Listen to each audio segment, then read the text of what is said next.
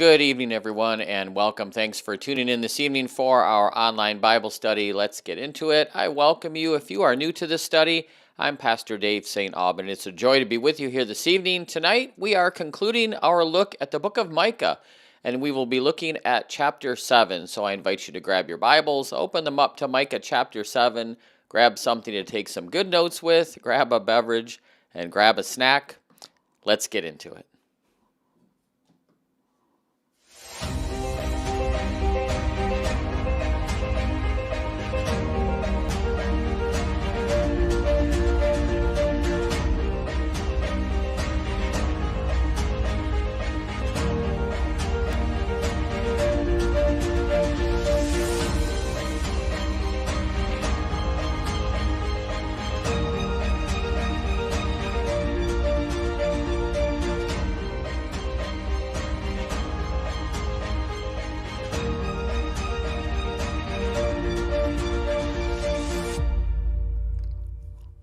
Well, again, good evening and welcome, and thanks for tuning in. I do pray that your day has been going well. Pray that your week's been going well so far, and good to be with you here again this evening as we continue our journey through the Bible one chapter at a time, and we are now at the end of the book of Micah.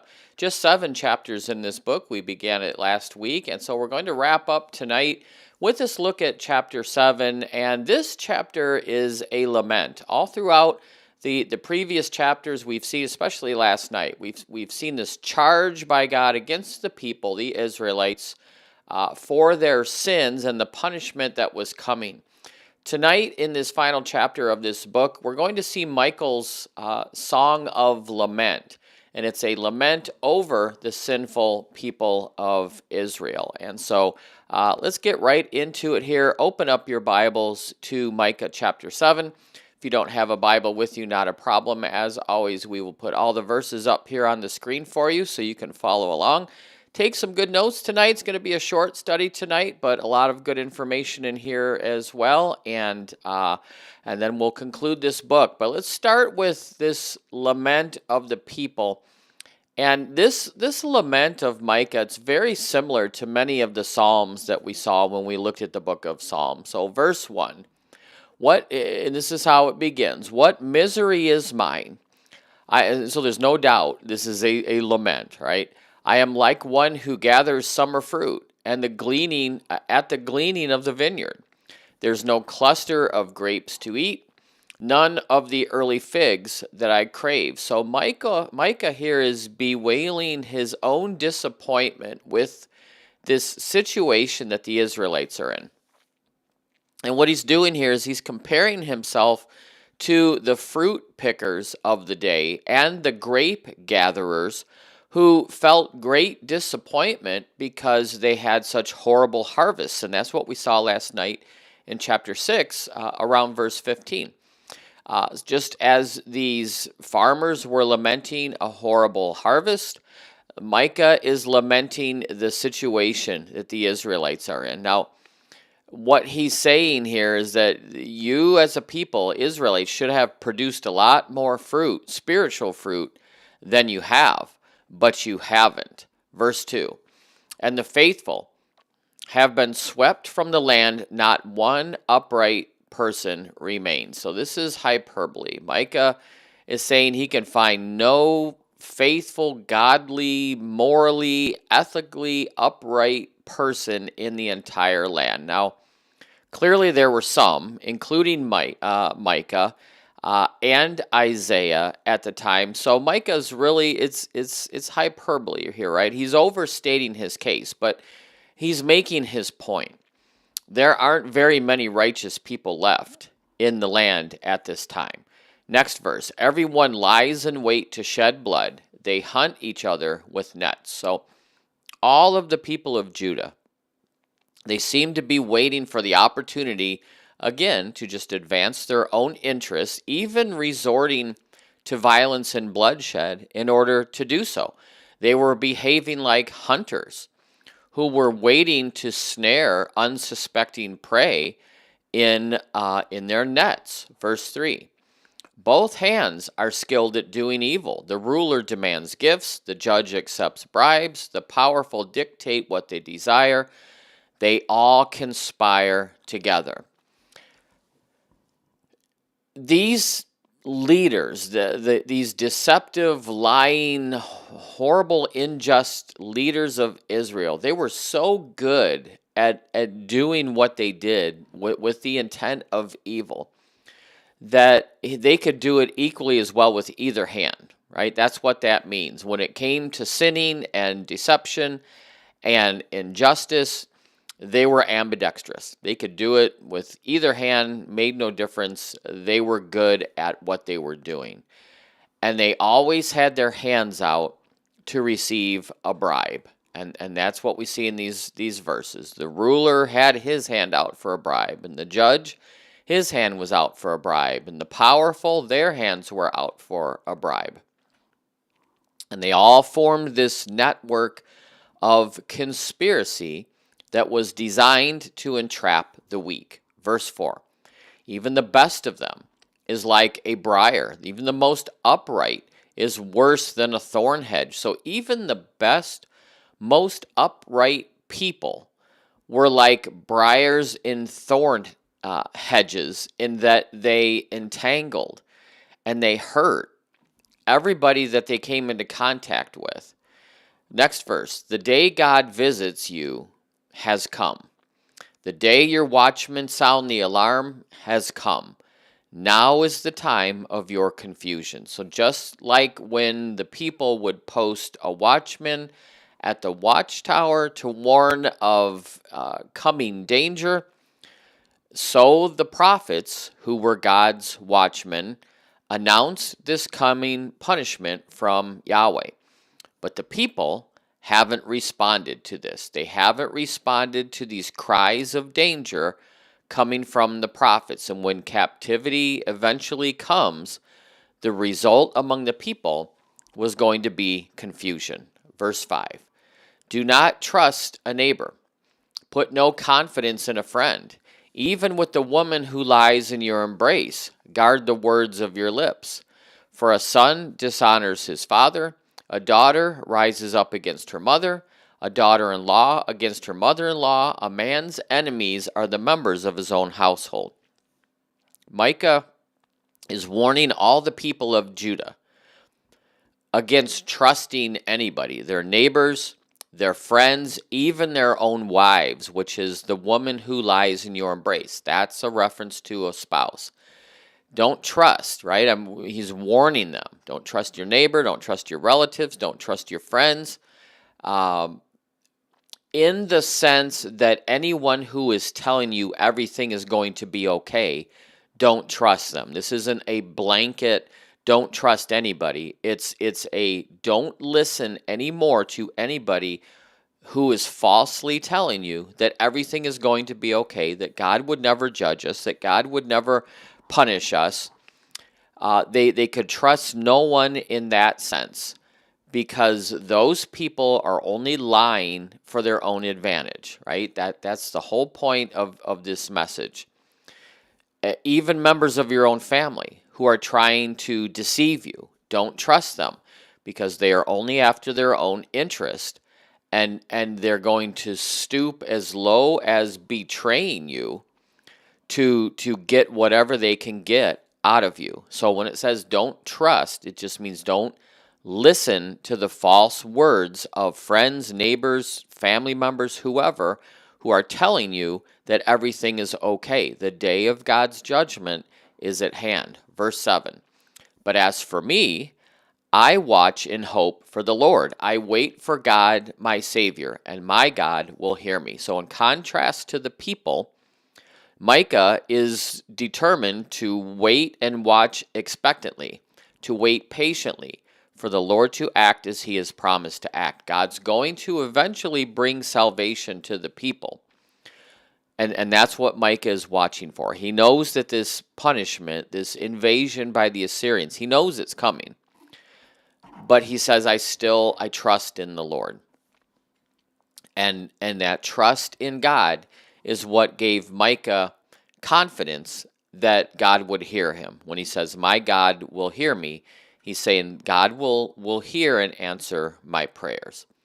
And so now the rest of this chapter and the end of this book, it shifts to that Micah's confidence in the Lord. So this final section of the book of Micah, it's still a lament, but whereas before Micah spoke as an individual, he's now speaking for the remnant, the Israelites in his day. He's speaking in this regard because their sentiments are the same as his sentiments.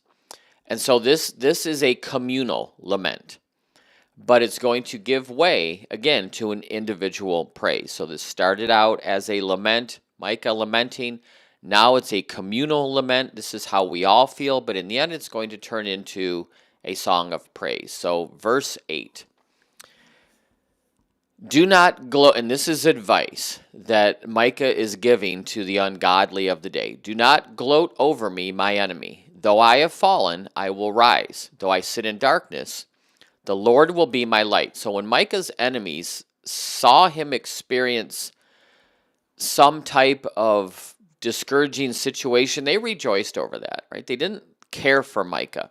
So anytime something bad happened to him, they would gloat and rejoice over that. But he's telling them, don't do that, because even though even though I fall, God's going to raise me back up. So don't rejoice over me when something goes bad, because God eventually is going to lift me back up. And even though it appears as though Micah is groping around in the darkness, God's going to be a light for him and is going to illuminate the correct path for Micah to take. Verse 9. Because I have sinned against him, I will bear the Lord's wrath until he pleads my case and upholds my cause. So Micah here is identifying with the people by confessing. He's confessing his sin. I have sinned against him.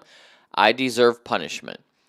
And even though he didn't personally commit these sins of the people that he has been sharing with them throughout the rest of this book, he's part of the nation, so he bears part of the responsibility with them in their guilt. He, along with all the other Israelites, people of Judah, are going to have to bear the consequences of divine discipline. They all are, because they're all in this together. So Micah is saying, I may not have personally committed these sins, but I'm going to be punished along with the rest of you. But he will bring me out into the light, and I will see his righteousness. So even though Micah's confessing, and he knows he's going to be punished, God's going to come to his defense. Micah is not going to suffer the same punishment as the guilty of the nation Judah. Eventually, he's going to come out of this dark circumstance into the light of God's presence, and he would behold God's righteousness. And he's going to witness God demonstrating God's justice and faithfulness to his promises. God will hear and always vindicate the faithful. Verse 10. And when all this happens, then my enemy will see it. They will be covered with shame. She who said to me, where is the Lord your God? They're going to find out, right? My eyes will see her downfall. Even now she will be trampled underfoot like mire in the street. So this is speaking of Micah's enemies. They are going to see God's righteousness. They're going to feel shame for accusing God of abandoning his watchmen, his people, his prophets. And Micah would see these enemies, represented as she, humiliated, brought down low, trodden down like mud in a dirt street. Verse 11. And the day for building your walls has come, the day for extending your boundaries. So that day, when the Israelite critics of Micah and those who criticized his prophecies, when they see that they were wrong, that day is going to be the day when the walls around their vineyard would be rebuilt and the boundaries of their land extended. And the word here used to describe walls doesn't refer to a physical wall around a city. It refers to walls around a vineyard. When we get to the millennial age of Christ rule on earth for 1,000 years, Jerusalem will have no walls. There will be no need for walls. So this prophecy, it's referring to the distant future when God will regather his people, reestablish the Israelites in their land. This isn't talking about following the Assyrian captivity or the Babylonian captivity. This is referring to the millennial reign of Christ. At that time, you will again be fruitful. Verse 12. And here's how we know this is a distant future time. In that day, people will come to you from Assyria and the cities of Egypt, even from Egypt to the Euphrates, and from sea to sea, from mountain to mountain, all these former enemies of Israel from all over the world, which are represented here by Assyria and the Euphrates River on the northwest, and by Egypt and all of its cities on the southeast. They're all going to come to the Israelites in their land. They're going to come from everywhere, between the seas and the mountains, which is a merism. It just means everywhere on earth. But before all that, the earth is going to become desolate when God judges the inhabitants of the earth for their sinful acts. And we see that in verse 13. The earth will become desolate because of its inhabitants and the result of their deeds. This is all future prophecy. This is going to take place in the tribulation, in the judgment of the nations that will immediately follow Christ's second coming. So this is all speaking to a future date, but it's a message of hope that yes, judgment is coming. I'm going to be punished with you, but God will vindicate me, and God will lift me up. And in fact, God's going to punish all the nations, but in that day, all the nations will look to Israel because of Israel's God, Yahweh, and God will reestablish the order in which he intended from the beginning of creation, that the Israelite nation would be the spokespeople for God into the nations of the world. And now we come to this prayer for deliverance. Verse 14, shepherd your people with your staff, the flock of your inheritance, which lives by itself in a forest in fertile pasture lands. Let them feed in Bashan and Gilead as in days long ago. So what does all that mean? Well, Micah is praying that the Lord would again take an active role as the shepherd of his people Israel, shepherding with his rod, with his staff, or scepter, whatever translation you have. It implies kingly leadership, not just leading like a shepherd, but kingly. This is a request, essentially, for the promised descendant of David to appear and lead Israel, which is a reference to Jesus. And so Micah is praying here that all the people might again enjoy God's blessings, just as they did when their flocks fed on that lush, grassy, hilly area of Bashan and in Gilead earlier in their history, that Micah's praying, God, may we return to those days again. Verse 15. As in the days when you came out of Egypt, I will show them my wonders. So God's responding to Micah's prayer, and he's promising that he will show up. He will show miracles to Israel again, just like he did when he sent the plagues on Egypt in the time of the Exodus. And this liberation from Gentile domination and returning to their own land at the beginning of the millennial reign of Christ, it's going to be another miracle, just very similar to what the Exodus was. They're going to be liberated from bondage to these Gentile nations, and they would be sent into their own land of promise once again. Verse 16, nations will see, they will be ashamed, they will be deprived of all their power, they will put their hands over their mouths, their ears will become deaf. The Gentile nations will observe this miracle, And they will feel ashamed because they're going to realize that all of their might and power is inferior to God's power. And they're going to see God's power demonstrated when he brings Israel home.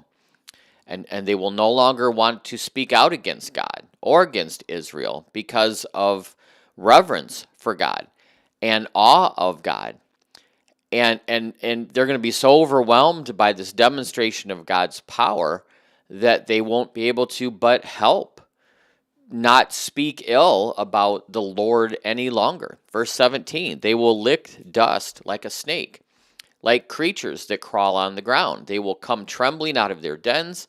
They will turn in fear to the Lord our God and will be afraid of you. So these Gentile nations, they're going to be as humble as snakes, and licking the dust like a snake. That's a figure of speech that represents or describes total defeat. They're going to be completely defeated. To lick the dust by itself is just, it's imagery of extreme humiliation. It's imagery of somebody casting themselves down to the earth. To lick dust like a snake represents a condition of not just humility, but sharing in the doom of a snake, that the snake will be crushed. They had chosen that path of mocking God, mocking the Israelites, ignoring God's prophecies, and now they're going to be humbled and completely defeated. And all nations will surrender to Yahweh, to Israel's God. They will come before him in fear, and they will come in dread of what he's going to do to them. And then we see a praise here in verses 18 through 20. So Micah prayed, he received an answer from God, and that answer moves him now to worship God. So verse 18, he turns to praise. Who is like you, God? Who is a God like you who pardons sin, forgives the transgression of the remnant of his inheritance? You do not stay angry forever, but you delight to show mercy. He's praising God as a God who is unique in that he pardons the rebellious sins of the people, even the remnant of Israel. And to say, who is a God like you, it's a rhetorical question. And what's interesting here is, if you remember when we started this book and I shared the name of Micah, the name Micah means who is like Yahweh. So, and I also shared there's a lot of play on words in the book of Micah. So, who is like Yahweh is asking a question, who is like Yahweh? It's a unique play on words, and we miss this in the English so often. So just sharing these things as we go. But he's praising God for pardoning sins. That was such a contrary thing to human behavior, pardoning the sins of somebody. But God, even in his anger, isn't going to retain his anger forever against the Israelites. He will pardon them. Why? Because he delights in showing mercy. Verse 19, and you will again have compassion on us, and you will tread our sins underfoot and hurl all of our iniquities into the depths of the sea. So God again would have compassion, which means a tender, heartfelt concern for the Israelites, just as he has done all throughout their history. He will subdue their wrongdoings as though they were insects. He will just trample on them and step on them and grind them into the dust. He will do away with all of their sins, just as surely as somebody who throws something into the sea wanting to get rid of it. That's what God's going to do with the sins of his people. And the words here used in verses 18 and 19, sins and transgressions and wrongdoings and rebellious acts. It adds to the assurance of forgiveness. God will forgive it all kinds of sins by the people, transgressions and sins, and all these rebellious acts, God will forgive it all. And then verse 20, and you will be faithful to Jacob. You will show love to Abraham, just as you pledged on oath to our ancestors in days long ago. The basis of this confidence of Micah is that God's going to be faithful to his promises to Jacob, to Abraham. It's again merism. It means the northern kingdom Israel, the southern kingdom Judah. It means all the people of Israel. He's going to be faithful. He's going to fulfill on his covenant promises. These were promises made to the ancestors, Abraham, Isaac, and Jacob, and God had sealed them with an oath in his name, vowing to fulfill them. And that is the book of Micah, and we have once again completed another book, so congratulations. I pray that this study has been a help to you. Tomorrow we begin the book of Nahum. It's only 3 chapters long, and then we are going to move into the book of Habakkuk. So just to share where we have been so far since we began this study back in September 12th of 2022 is when we began this study. And from that day, we've been working our way through the Bible one chapter at a time, and we made it through the law, the books of the Torah, Genesis, Exodus, Leviticus, Numbers, Deuteronomy. We made it through the history books, which are Joshua, Judges, Ruth, 1st and 2nd Samuel, 1st and 2nd Kings, 1st and 2nd Chronicles, Ezra, Nehemiah, Esther. Those are the history. We made it through the books of poetry and wisdom. That was Job and Psalms, Proverbs, Ecclesiastes, the Song of Songs, or the Song of Solomon.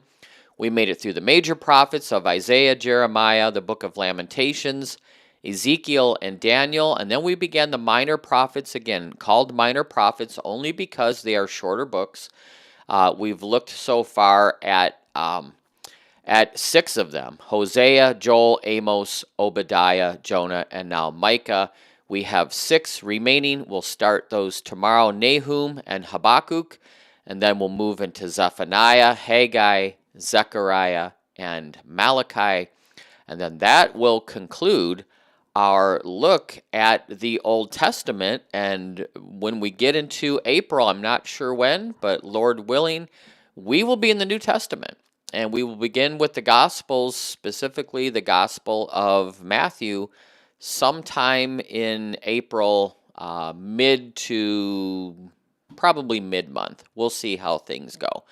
But thank you for being here this evening. Again, I do pray that this has been a help to you, and I appreciate you being here. We have been in this study for 3.5 years, and I appreciate whether you've been with us since the very beginning, or maybe this is your first time with us, or maybe somewhere in between. It's just a blessing for me to be able to study with you and journey through the Bible together.